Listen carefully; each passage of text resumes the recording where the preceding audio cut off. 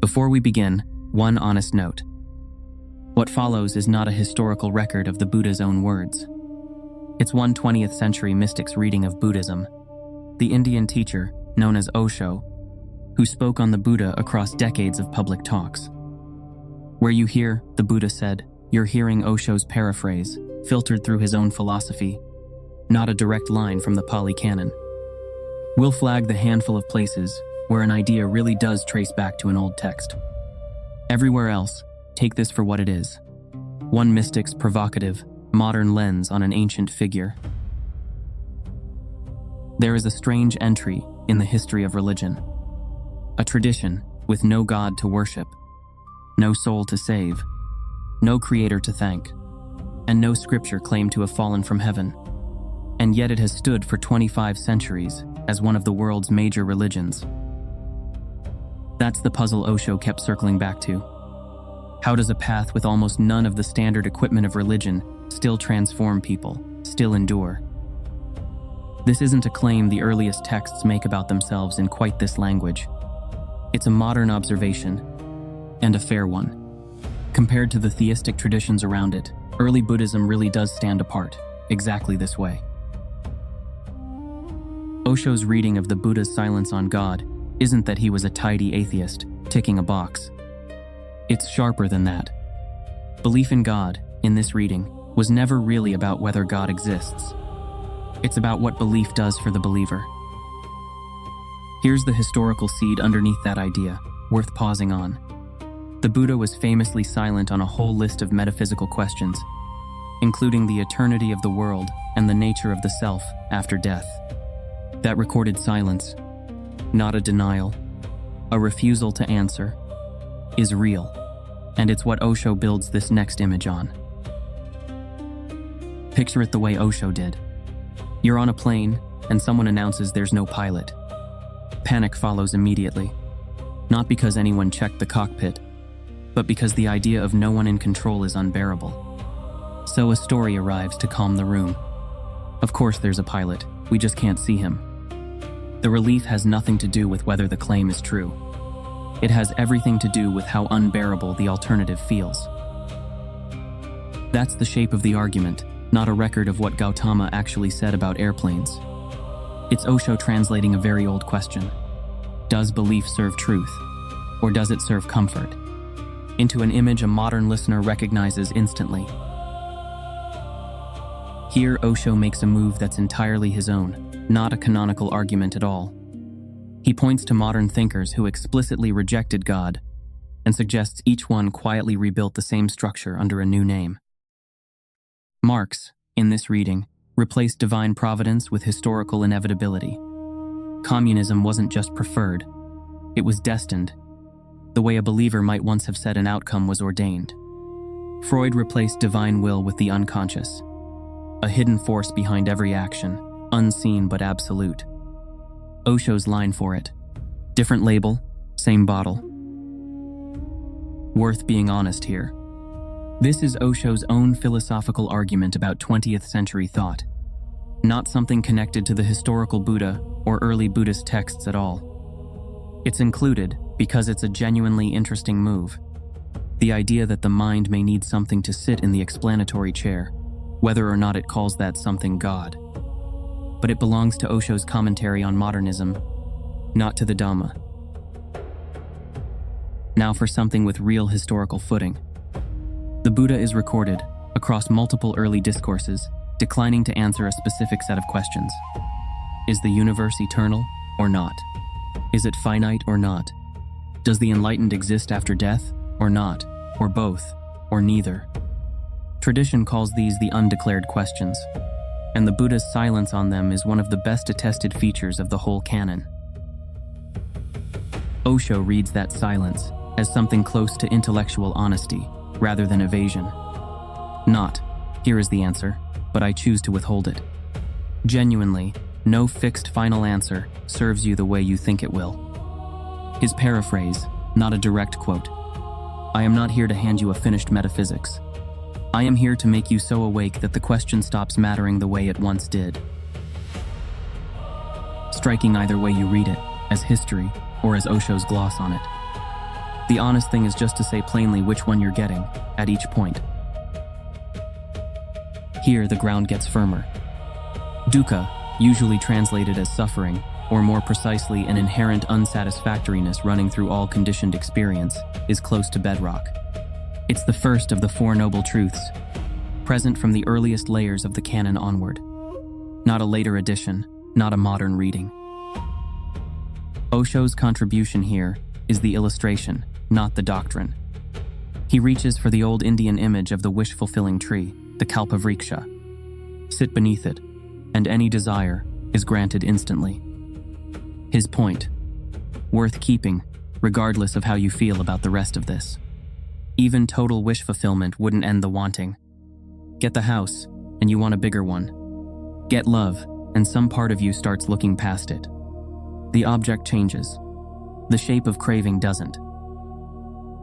That structure, desire as a horizon that recedes exactly as fast as you approach it, is a genuinely faithful rendering of what the early texts mean by taṇhā, craving, the cause of dukkha, in the Second Noble Truth. This is one of the places where Osho's modern language and the old doctrine are actually saying close to the same thing. The Second Noble Truth locates the cause of suffering and craving, for sensual experience, for existence itself, and even, subtly, for non-existence. The third truth is the claim that this craving can cease. The fourth lays out the path for doing so.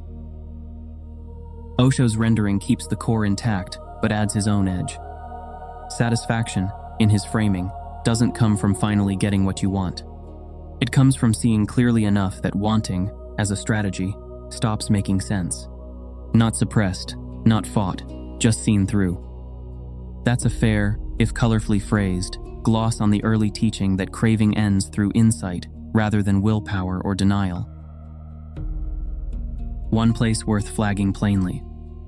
Osho extends the critique of desire to explicitly include religious hope for an afterlife reward. That's his own argument, not stated in those terms in the canon. Though it isn't groundless either, the early texts do criticize practice undertaken for the sake of a better rebirth as a subtler form of clinging. So Osho is extrapolating from a real thread in the material, even if the specific target, organized religion's promise of paradise, is his framing, not a recorded teaching about any particular tradition. This next part may be where Osho's teaching and the historical doctrine line up most closely. It might be the single most distinctive Buddhist idea in this whole script. Anatta, not self. A foundational teaching across the earliest Buddhist texts. The claim that what we take to be a fixed, separate, continuous self is actually a shifting bundle of processes, none of which, examined closely, holds up as a permanent I. This isn't nihilism. The texts are explicit that this isn't the same as saying nothing exists. It's closer to a claim about how identity is constructed, not a claim that experience itself is unreal. Osho's image for this is his own, not a canonical simile. A map divides the world into countries with hard borders. The ocean floor underneath knows no such lines. Separation, in his reading, is something drawn on the surface of experience by the mind, not a fact about what's actually there underneath. A vivid modern restatement of a genuinely old and central teaching, even though the specific metaphor is Osho's invention. Here's a claim that holds up well historically. The early teaching does present itself as something to be tested against direct experience, rather than accepted on faith. The famous instruction to the Kalamas, don't accept a teaching merely on the authority of scripture, tradition, or a respected teacher, but test it against what actually reduces suffering when practiced, is one of the best-known passages in the early canon. It genuinely does support a come-and-see-for-yourself reading of the tradition. Osho leans hard into this, and fairly so. His emphasis on direct testing over belief is one of the places his interpretation and the historical record sit closest together. Where he adds his own material is in the illustrations. The Raya side about scripture footnotes, the story about a hesitant teacher declining an elaborate tomb. These are Osho's own rhetorical devices, used to make an old point land for a modern audience. not incidents from the Buddhist canon. On the point about scripture being shaped by human hands and human desires, this is Osho's own argument, made about religious traditions broadly. Worth hearing as his critique of institutional religion, a legitimate philosophical position held in various forms across many traditions, rather than as something spoken by the historical Buddha about the specific texts of other faiths. Osho's teaching here uses a genuinely old Buddhist image. Desire, compared to licking honey from the edge of a knife, sweet and self-wounding, at once. A simile that does appear in early Buddhist literature in various forms, warning against the seduction of sense pleasure.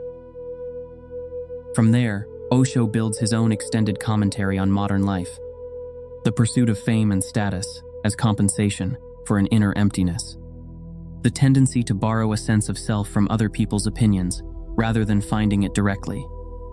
This part is squarely Osho's own psychological and social commentary, sharp and consistent with the broader Anatta teaching about the constructed nature of identity, but not itself a passage you'll find in the Pali Canon.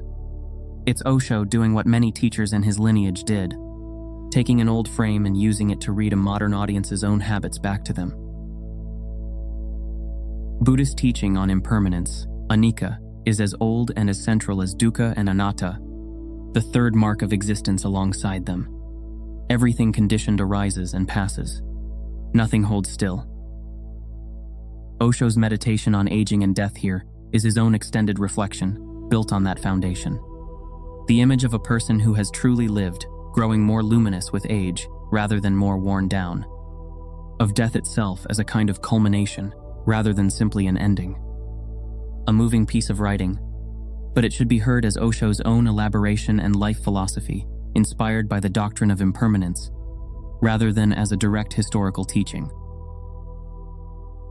The idea this script keeps returning to at the end is genuinely well-grounded. Ehipassiko, often translated, "come and see for yourself," one of the traditional epithets of the Dhamma found in the early texts, alongside descriptions of the teaching as directly visible and inviting personal verification. Osho's closing move, presenting this as evidence that Buddhism is unusually compatible with a scientific, testing mindset, is his own framing of that old epithet. Not a claim the ancient texts make about science in the modern sense, but it's a fair extension. A tradition that explicitly tells you to test the teaching against your own experience, rather than simply believe it, really does share something in spirit with an empirical approach to truth. One last thing, before we close. Throughout this, we've tried to keep three things visibly separate, rather than blurred together. What the earliest Buddhist texts actually record: Dukkha, the Four Noble Truths; Anattā, Anicca, the undeclared questions; the Kalama Sutta's call to test teachings against experience; the Ehipassiko epithet. These have real textual grounding. What Osho adds, as his own interpretation and philosophy: the commentary on Marx, Freud, Darwin, Nietzsche, and the philosophers of language; the extended critique of organized religion; the psychological readings of fame, wealth, and romantic attachment; most of the specific illustrative stories. Genuinely valuable as one modern mystic's reading, but they are Osho's voice, not the Buddha's. And where the two blend, many of the strongest lines in this material sit exactly here. Genuinely old Buddhist concepts, restated in Osho's own vivid modern language, and extended with his own examples. The richest parts of the material, precisely because they're doing real interpretive work, not because they're verbatim history. Stay curious, stay wise, and test everything you just heard against your own experience, the way this whole tradition, at its best, keeps asking you to.